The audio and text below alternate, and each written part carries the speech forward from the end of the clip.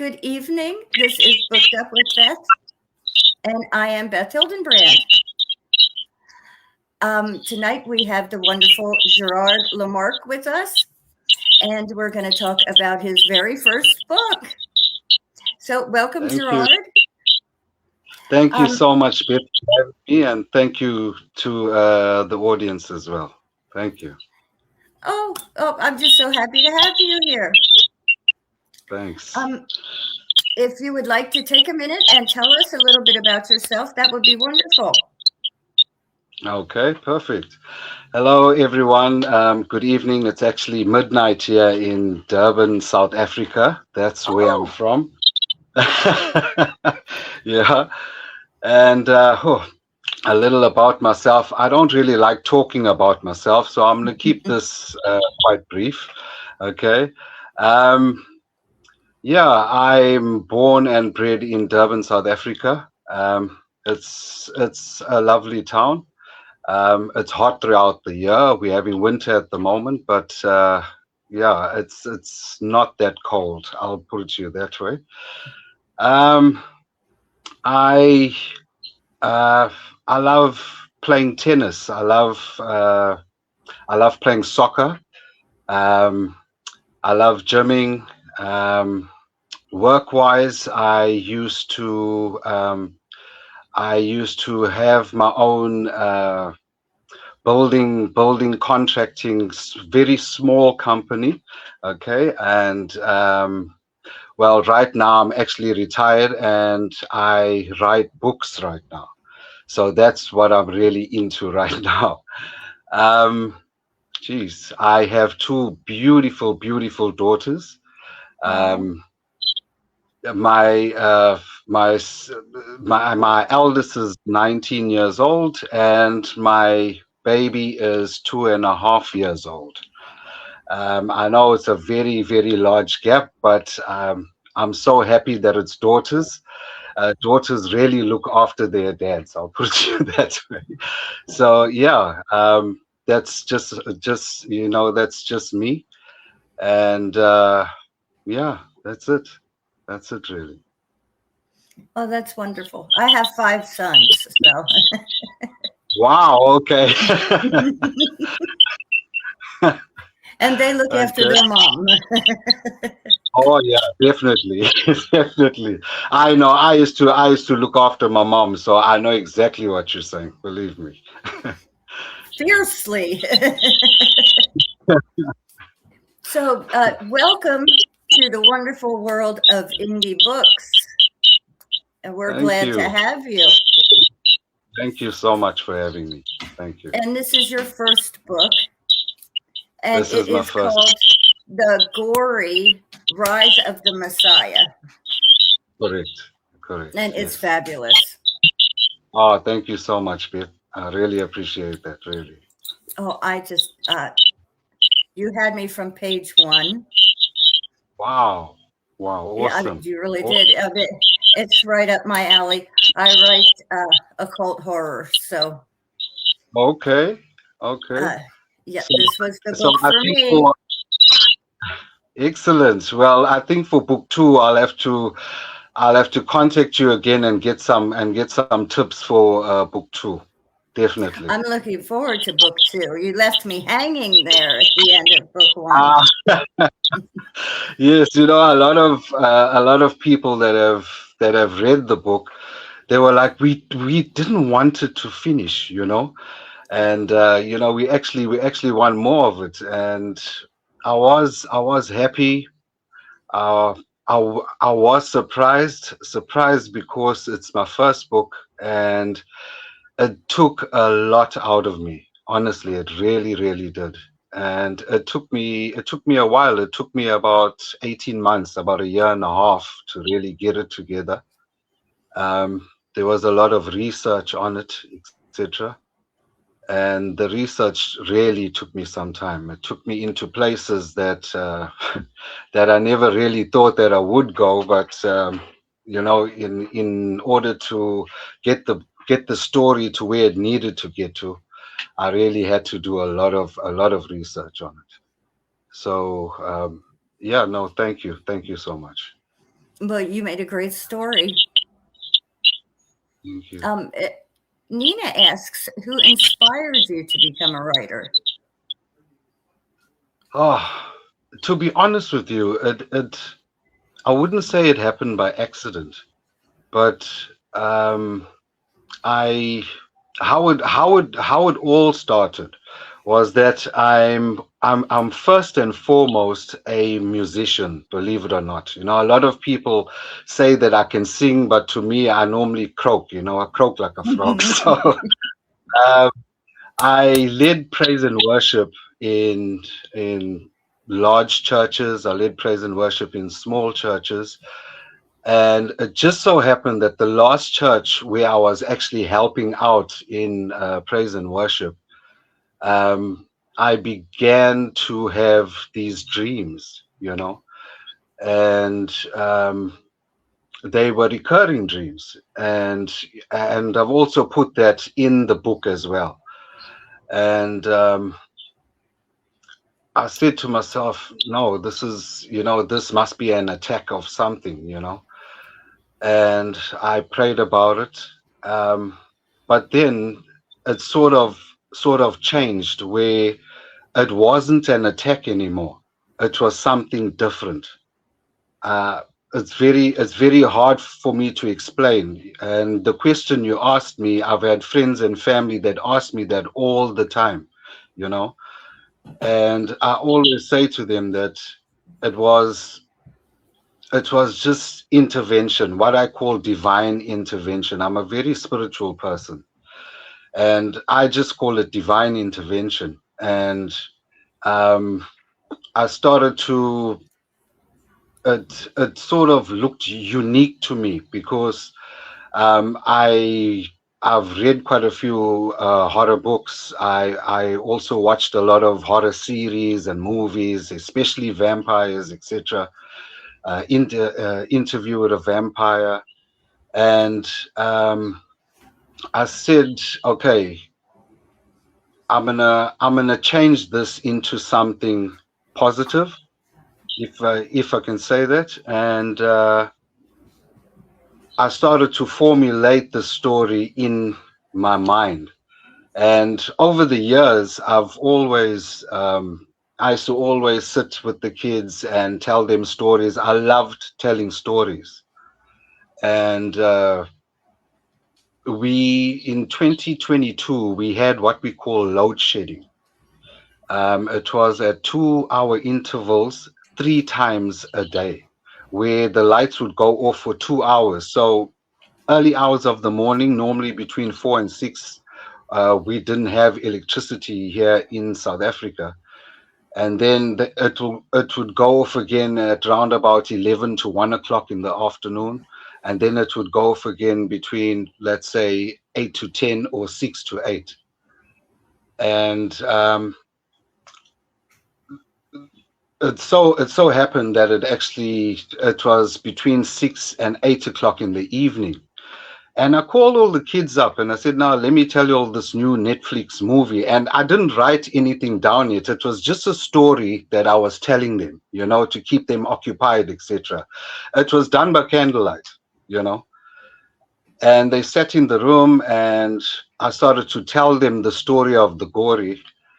And when it got to when I got to the scene where there's this large tree that's fallen across the stream, and the family is actually crossing over this massive fallen tree, and Catherine is just about to fall off, and her dad Jacob grabs her by the arm. My niece at the time, she must have been about 11 years old. Her name is Carla. She just shot up and she said, Uncle Elton, stop right there. I'm going to ask my dad to download the series, you know. And before I could say anything, she flew out the room. And my brother phones me and he says, Gerard, we you know, I'm on the site. I'm getting ready to download it, but there's no gory Rise of the Messiah. And the way I laughed, I said, no, that's my own story, you know. And when when I cut the call, my daughter was looking at me stunned. At the time, she was about 16 years old. And she looked at me and she said, "Dad, that is really good. I mean, you really had us there. You need to write this down." And I said, "Raquel, are you sure?" She said, "Yes, Dad, you need to write this down." And I dictated to her that same night when the lights came back on at 8 o'clock in the evening. I started to dictate to her, and she wrote down, I would say, the first 15 pages of it. And really, that's how everything just turned around. When I sat back and I read those 15 pages, I knew that, there was something in this, and I knew that I had to continue with the story. Definitely. Definitely here. Well, it's And a wonderful that's how, story. that's how it actually came together. Honestly, that's how it did. And you just had me, I mean, it's a new take on vampires, which is good. It's not the same old vampire story. Yes. And the gory are not your same old vampires. They're like a offshoot of the vampires, Absolutely. Absolutely. which is Absolutely. Yes. interesting because when you find out about them, uh, well, it starts off with this family just going on a camping trip.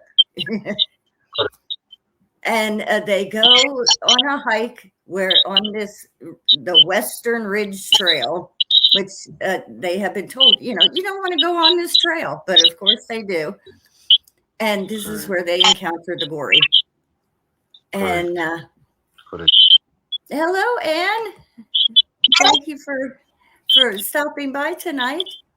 And when they encounter these creatures, everything just takes off from there. I hate giving this story away because I want everybody to read it and find out. And it's a fabulous story. And we not only have the gory, and then of course, the Catholic Church has to come into this as well, if it has to do with vampires, because they think they own the whole supernatural world. And then there is also druids. And I love this. Correct. I love this. Mm-hmm.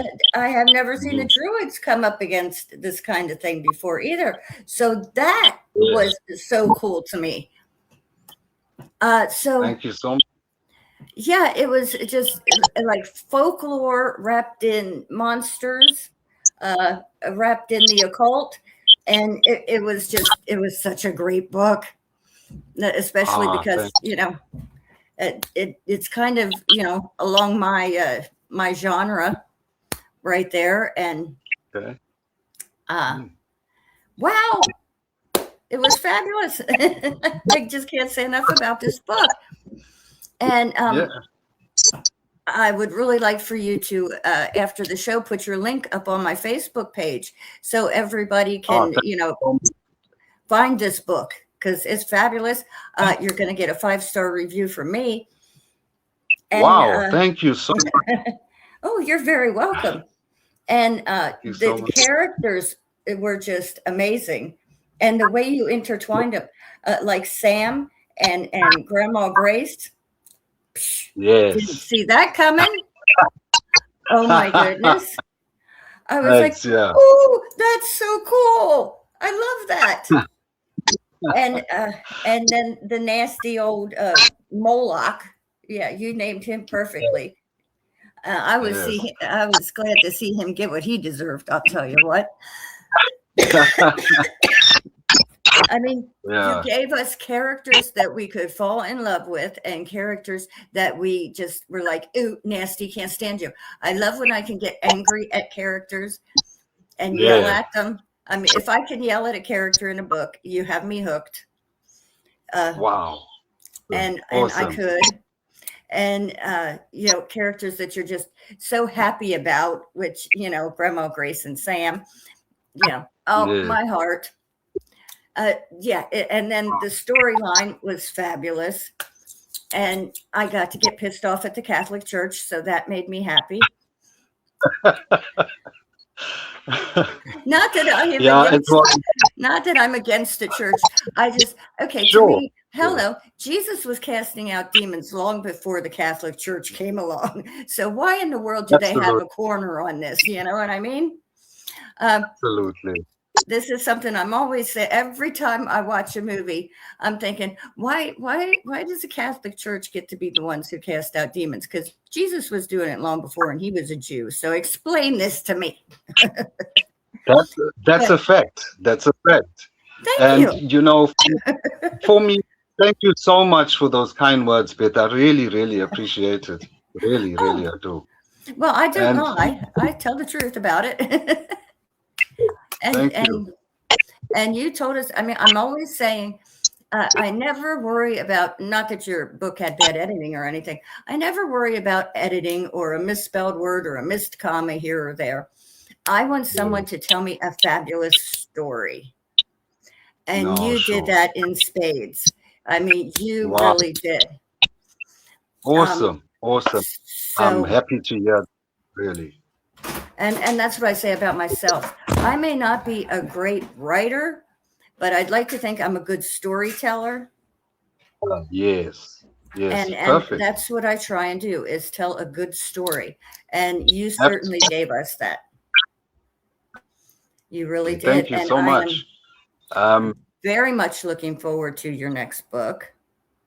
So I hope you're working on it. um, I am. I'm actually on chapter 6. Yay. Book 2.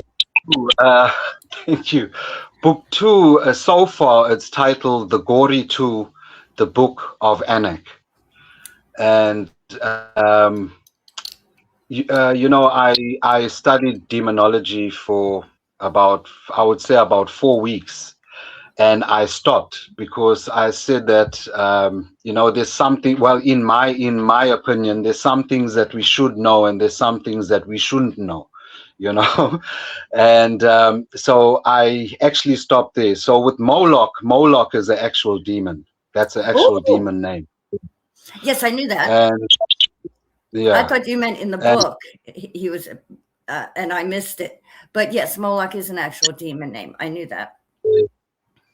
Azazel is the name of a fallen angel. And I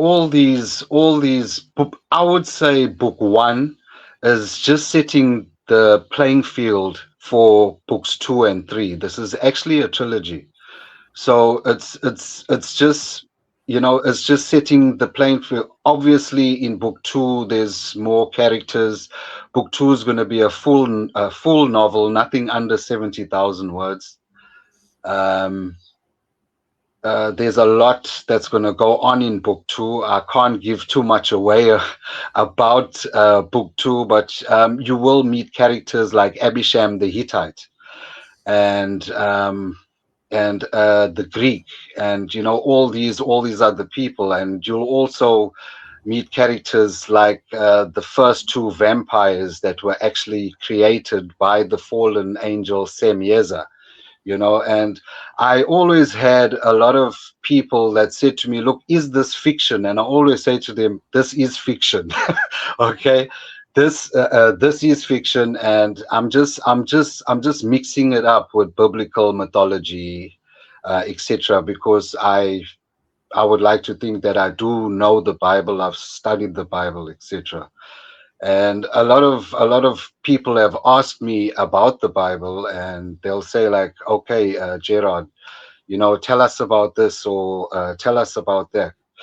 And I always say to them that the Bible is it's the best sci-fi movie it's the best sci-fi read that you'll ever have. They've That's got what I say. the Bible's got giants, it's got fallen angels, it's got prophets that heal people, it's got everything in it.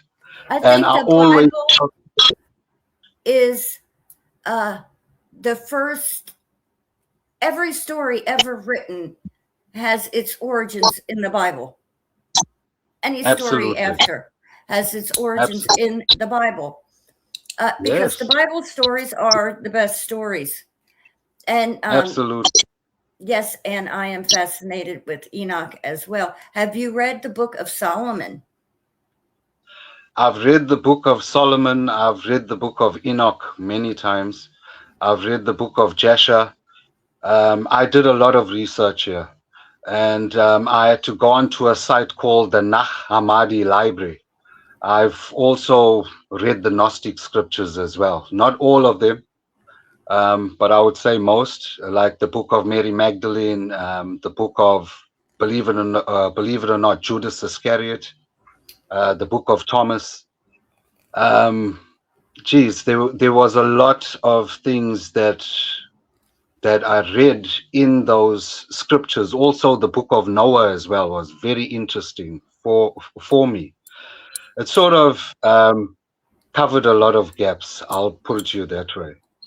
I And have a lot of things from the Book of Solomon in my Cain books.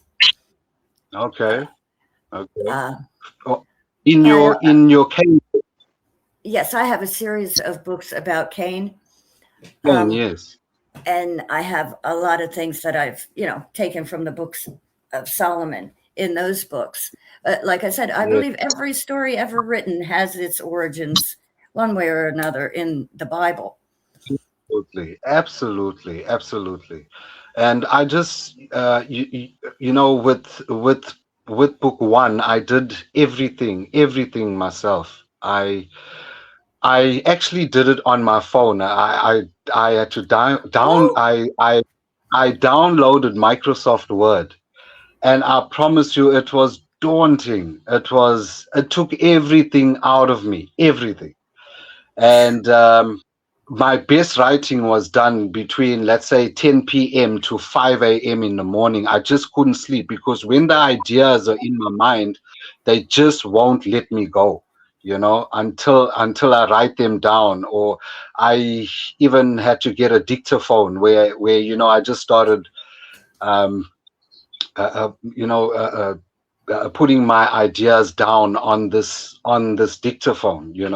So I used to carry it wherever I went, because when the ideas just started flowing and all the angles for the story just started to flow, I knew that I had to catch it there and then I would go back, put pen to paper, write it down. Then it was editing. Um, I sent it off to a publisher. Can I name a publisher on your show, Beth? oh, certainly. Is it? I sent it to Partridge Island Publishing. Beautiful, beautiful people. I did 2 reviews for them. You know, Mm-hmm. they were offering me something on the table, but it was 8 to 9 months down the road, and I had this unction in me where I just couldn't wait. I just couldn't wait. I knew that I had to release this story. I had to release the book, and um, it's the story is a path to to the one order that rules us all on earth. This is what it's about, and and I must say again, it's fiction. Okay, I must say again. But that is that is the part of the story. When I was writing the character of Toby, I had to become 18 years old again. I was 18 years old, but many years ago, I many, know how many that years feels. ago. And I had to walk with Toby. I had to try and when Toby started to take shape, I had to try and understand, okay, how would he react to this as an 18-year-old? You know, how would he, what would he say? What would he do? The most important things for me was not even the dialogue, it was the reaction. It was the actual reaction of Toby. And I, I, I had to walk with him. And that's what I started doing. Jacob, the character of Jacob was easier because I am a dad, I am a father. So that was for me. That was actually easy. But Toby, when after I had written the book, before I did any editing or anything like that, I just sat back and I looked at it and I just bawled. I just cried. You know, Oh, I just cried to say, you know what, I actually put something like this together. And then when the book was out, a friend of mine told me about a site called Goodreads. I didn't know anything about Goodreads, and he said, "No, go on the site, get your profile on there, etc., etc." And I did that, and I also put the book up as well.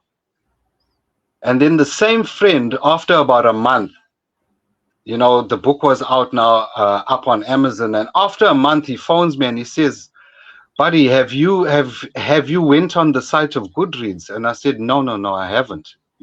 Because then it was work and life was happening, you know. And he said to me, "I think you need to go on and check it out for yourself." So I said, "Okay, fine." And that evening, I went on to Goodreads, and there was a review. The first review was done by a lady by the name of Lucretia Green.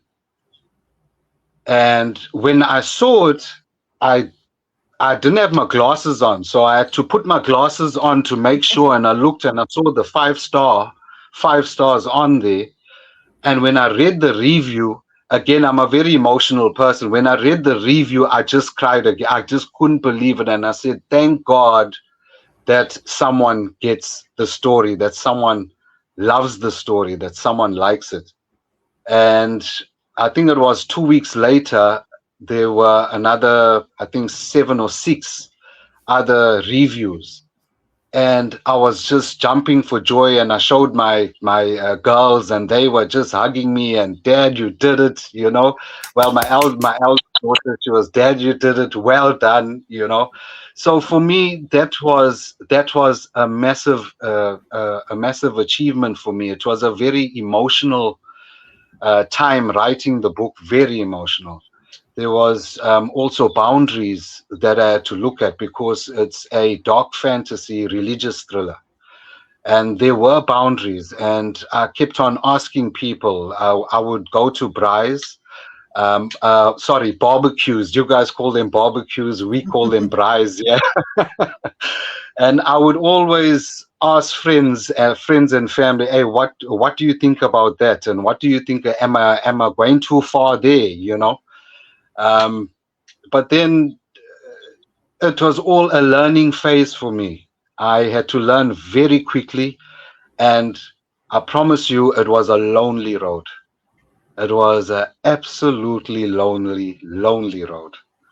But I just thank God that I came out of it, and I sort of know the ropes a bit now, a bit, and I'm just happy that book two is really starting to take off, with the twists and the turns and the new characters that are in there, etc.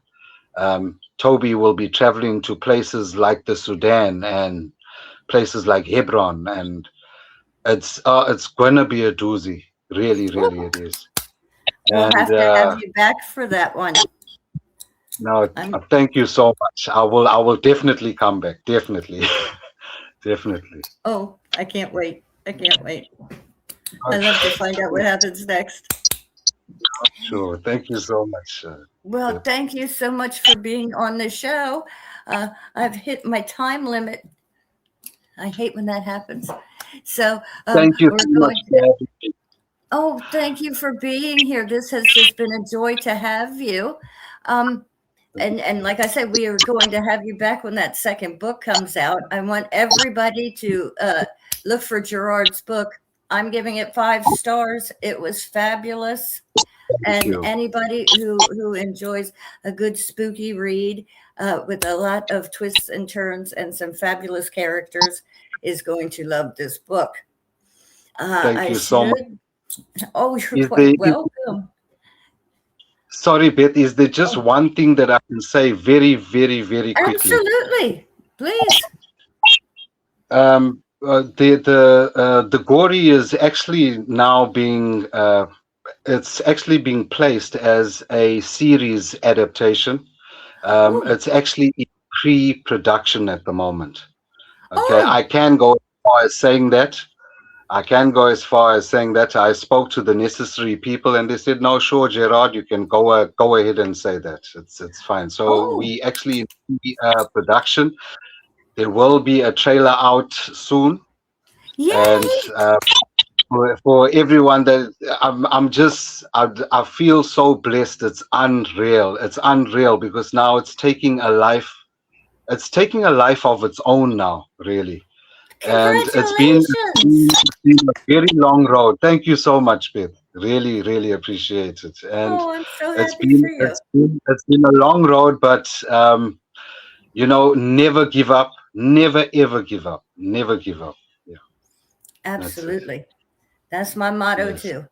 If you want something, work your tail off and get there. It's going to happen. Absolutely. Woo! Absolutely. That's right. That's right. So I would like to give a shout out to Sharon Brownlee McGee. She put the new covers on all my cane books, which you will see popping up here in the next few days. And Awesome. if anybody's looking for somebody who does great formatting and book covers, it's Sharon. And my next guest will be Shiv Shawak on August 1st. So everybody tune in for that one. So I'm going to ask you to stay around a minute after we Okay. sign off so I could talk to you for a second. And thank you, Perfect. everybody, for being here tonight. We appreciate you. And thank you again, Gerard, for coming tonight. You were fabulous. Oh, Beth, thank you so much for having me. I truly appreciate it. Really, I do. I was Thank happy to. So we'll see you all on the first. Love ya. Bye bye. Bye bye. Bye bye.